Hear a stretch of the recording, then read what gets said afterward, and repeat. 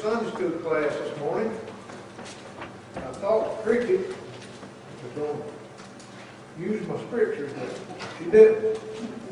But I thought she was going to.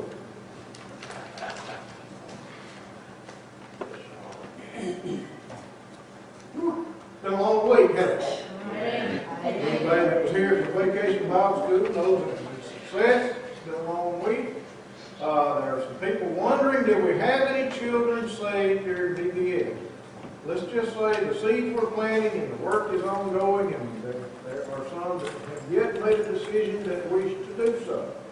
But they're waiting for whatever reason. My grandchildren are all waiting for the year to be over so I can have vacation Bible school. That's great. That's great.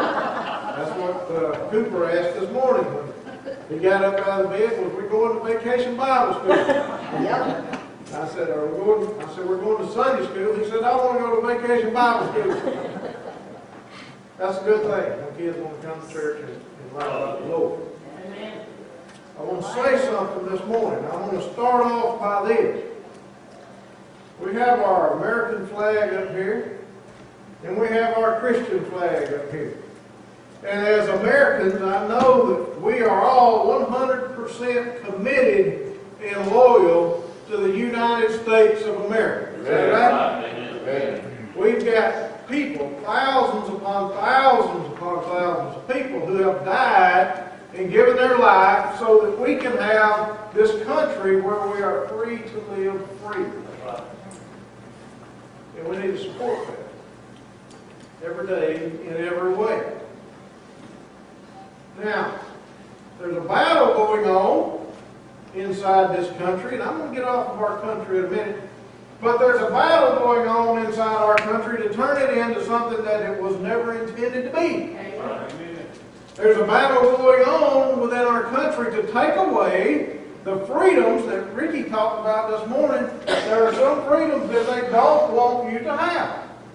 But I don't think that's going to happen. Because we're committed. I'm going to talk about commitment a little bit at this point. How many people here would say that we live in the best nation on the face of this earth? Amen. Okay. Did you know that we have people, young men, just young adults, almost children, out, as well as some adults, that are out fighting in the world today so that you and I can sit here in this air-conditioned, comfortable building on padded pews and listen to the Word of God. For whatever reason we're here today, you're here, and you're here partly because it's made possible by our military. Those people who gave their lives. You know, there are people who have left this country that never came back again. Died on foreign soil. So you and I can do what we're doing today. Not just for this right or this privilege or this freedom, but all the freedoms that were mentioned.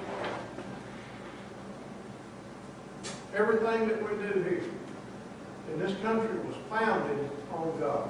And I'm going to go a step further than that. This country was founded by God. Because without God's help, it would not be possible to live in a place where you live today. If you don't believe that, then get on the internet and go look up some other countries, and you'll find out this is the only place on the face of the earth where you can live like you live here.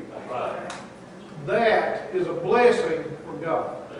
So we're totally committed, all of us, 100% totally committed to the United States of America. It's the best place on earth. Well, let me tell you something. We have another place that we need to be 100% totally committed to, and that is the kingdom of God. Amen. We have our Christian flag over here. In our video that we seen this morning, we seen this young man standing there, and he's talking about how he loves Jesus, he loves his family, he loves his country. That's well and good. We love all of those things. We're committed to our country. We're committed to our family, but we lack in being committed to God. You're going to say, oh no, here he goes. He's going down one of them rampages. I'm going to do like this guy that I work with. His name's Tommy Martin. I've tried time and time again to get Tommy to come back. He's been here a couple of times. He does some sleight of hand tricks for the kids. He's a minister. He's a youth leader in his church. He teaches Sunday school. He does all that stuff. But when you go into his office and you get into a discussion, he's got a little cardboard box. The bar of soap come in, and he sets it on his desk, and he says, I'm fixing to get on the soapbox. Well, I'm fixing to get on my soapbox this morning. I talked to John Lee Taylor this past week. He called, and I had called him, contacted him to see if he would come to our revival. And he called me back, and he said, I'm in Mississippi, but I'll call you as soon as I get home. Well, he got home, and I didn't hear anything, and then I was looking at my phone on my desk, and I had a message on there, and I picked it up and went through all that technological stuff you do to hear what somebody left you. And it was John Lee Taylor. He said, I've already got the sermon prepared. I'm ready. And I need to talk to you. Would you please call me back? So I called him back. And we talked for probably 20 minutes. He went to tell me about his sermons he's got prepared, about how, what a wonderful blessing it is to come and be with Stemley Baptist Church because of the spirit that we have at this church. He went to tell me about how it was the Lord that had sent him here with Brother Lindy. It was a blessing for him to be here. He went to tell me how good that these people are at this church. He started telling me about how excited he was to come to this church. I told somebody this morning, it might have been the Sunday school class, I don't know who it was, but I told somebody this morning, he was so excited he was almost beside himself, cannot wait to get here to deliver the messages that God has given. He said, I was doing my messages, and he said, I've got 4 messages to preach, and I put them all together, and I titled them, and I have them written out. He said, we're going to meet and have lunch, and I'm going to give you a copy of my messages. I've got them written out, and he said, the Lord does mysterious things. He said, I promise you, I did not plan this. He said, but we have 2 sermons from the Old Testament and 2 sermons from the New Testament, just like we did when I and Lindy was there. He said, I promise you that was not planned. He said, I didn't even realize it until I wrote it down. He's excited about revival. He's retired pastor. He's excited about being in the pulpit and giving the word to the people here. He is just overjoyed. Our Sunday school lesson this morning, we talked about how in the Psalms, the psalmist was talking about how joy and happiness come from being in the presence of the Lord. Let me tell you something. I wish Dr. Taylor was here this morning, because the joy and the happiness was flowing out of him on that telephone, even on his message. Got the car and told Cindy on the way to VBS, I think it was Wednesday night or Thursday night, I said, I'm going to tell you something. I said, I've been thinking about revival for quite some time.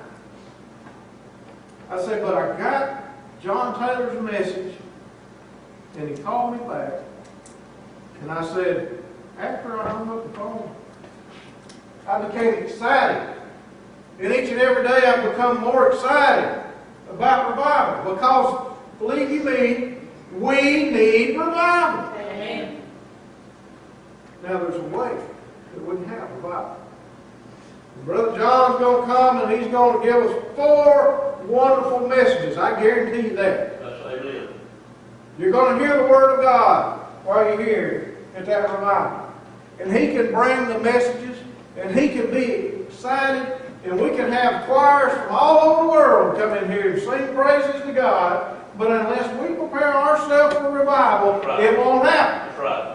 Now, is there anybody else in here who is willing to get excited about revival? If you are, say amen. Amen. That's what we like to hear. The 12th chapter of Romans says this, I beseech you, brethren, by the mercies of God, that ye present your bodies a living sacrifice, wholly acceptable unto God, which is your reasonable service. If we're going to be revived, there's something we've got to do. We've got to become part of God's military, part of His army, and we've got to separate ourselves from the world, and we've got to go out and live our lives wholly acceptable unto God. Amen. Now, if we was to go on and read the chapters before this and the chapters after this, you would find out that the Word tells us how we are to live as citizens of the nation.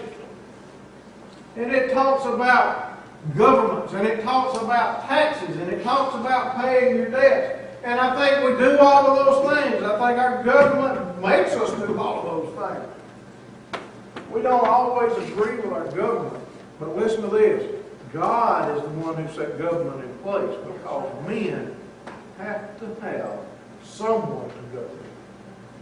Doesn't mean that our government's right. Doesn't mean it's not corrupt.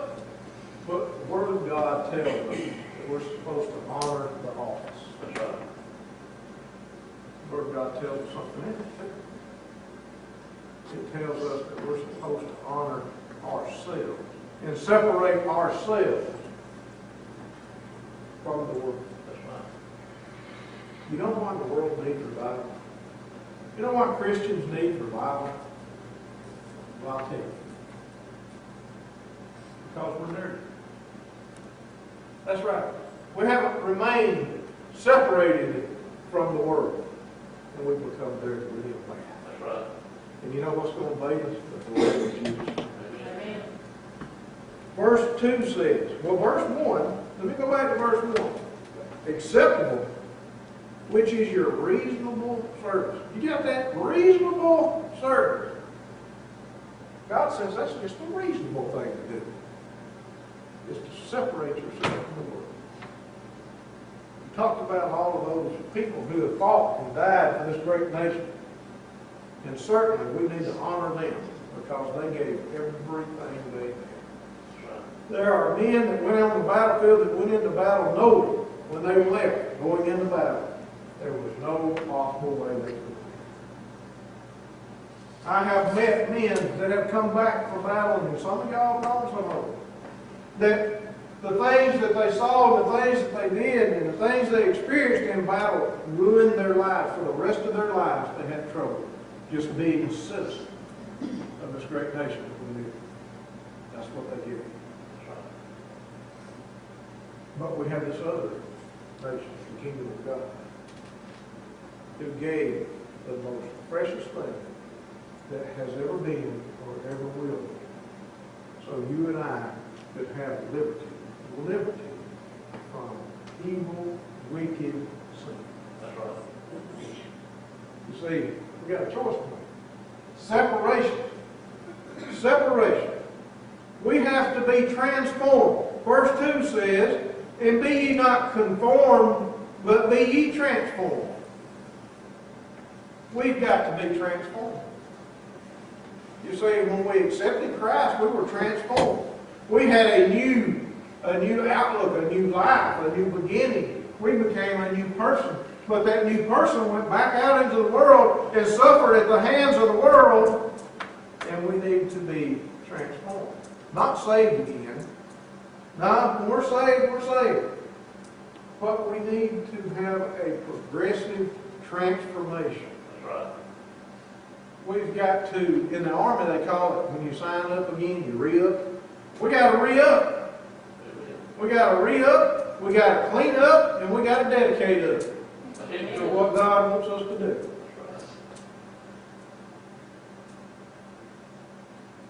He says, but be ye transformed by the renewing of your mind. The renewing of your mind. How do we do that? How do we have a renewed mind? Okay? Now I know we're tired. I know I'm tired. A week of work and a week of vacation Bible study. I'm tired. But we're going to have a renewing of our mind. That's right. How do we do it? How do we renew this mind that we have? We have a heart for God. God saved us. He's in our heart. We have a heart for it. So we need to renew it. What does it mean for renewing? Have you ever went out and seen a plant that, you know, I know some of these people, some of y'all have flowers around your house, I don't. But some of you have flowers around your house, and every year this flower springs back up to bloom. And it's a renewing of life every year. And that flower, just when you look at it, you say, well, ain't that flower pretty? Isn't it beautiful? Well, let me tell you something. When God gives us that renewing, it's a beautiful thing.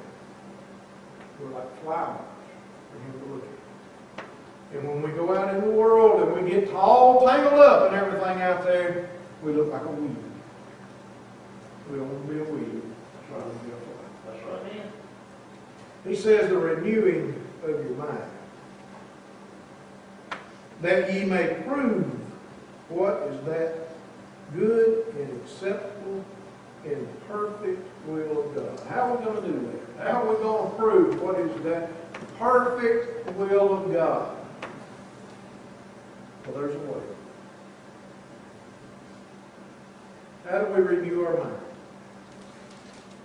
Our mind is changed by prayer. That's right. Prayer. Oh, I pray all the time. That's what you're saying. When I go to bed at night, I pray. I had a young man, I don't know if he's told his parents yet or not, but he told me, he said, I've already accepted Christ. He said, I went to bed and I felt that God told me I needed to do this, and I prayed. Let me tell you something. You ought to pray multiple times every day. Scriptures tell us to pray without ceasing. How else? By the studying of God's Word. You say, oh, here we go. We're going to talk about church attendance. I'm not talking about church attendance, which that would be great if we could get our church to come out and fill up these pews. We got enough people on the road. Fill up these pews. That would be a wonderful thing. But what I'm talking about is daily studying God's Word. Commitment. We talked about commitment. We're all committed to the United States. How committed are we to God? Do we take time out of our day, our busy day, a little time, and read God's Word and think about what it tells us, and pray that God will lead us by His Word? How else? By worshiping. That's right, by worshiping God. You ever notice that the things that you like, that you enjoy in life, give you a release? Something that takes you away from the everyday humdrum of the world and the stress of the world. You tend to give adequate time to those things. No matter what those things are. So I'll just pick on myself, okay? I'll pick on me. I've got what I call me time. And I like to have some me time. And I got several things I like to do when I'm having me time, okay? So I'm going to pick on myself. If I put as much emphasis on God as I do on finding a point in my life where I can find some me time, I'd be closer to God. God would be closer to me. We've got to have total commitment. So that's what it takes, total commitment. I want to read to you out of the book of Acts. Acts chapter 9, verse 4. Y'all, everybody in here, I'm sure knows the scripture. If you don't know it, I'm sure you've read it. If you haven't read it, I guarantee you've heard it before. We're talking about Saul. I want Saul to be an example for the church this morning. You say, wait a minute. Saul was unconverted when he was Saul. He was. But I want you to see his actions right here. Beginning with verse 4. No, we're going to start with verse 3. We don't want anybody to misunderstand. Verse 3. And as he journeyed, he came near Damascus, and suddenly there shined about him a light from heaven. And he fell to the earth, and he heard a voice saying unto him, Saul, Saul, why persecutest thou me? And he said, Who art thou, Lord? And the Lord said, I am Jesus whom thou persecutest. It is hard for thee to kick against the pricks. And he, trembling and astonished, said, Lord, what wilt thou have me to do? That's your question today. Be like Saul. Be humble. Be of a contrite heart. Go to the Lord in prayer and ask God, Lord, what would you have me to do? Now we could stop there. But I'm going to finish the story for you a little bit. Jesus told him to get up and go to the city and stay there. And I'll send somebody to tell you. And Saul got up. He got up blind, by the way. Not able to do for himself. A shock. He's walking down the road, sees plain today. God talks to you and he blinds you, so you got to depend on him. That's right. He said, what would you have me to do? Jesus told him. And he's willing to do. If you want to have revival, ask yourself, Lord, what would you have me to do? And when he answers you, don't say, okay, Lord, and then go back into your regular routine. Do what God can tell you to do. That's right. Prayer, study, worship, and obedience. It's going to cost you something. It's going to cost you some time. It's going to cost you some money. It's going to cost you some sacrifice. Lots of young men and women sacrificed for him. God gave his all. God, the one who owns men and women in the nations, in the earth, in heaven. God gave his all. What do you think? As we're saying this.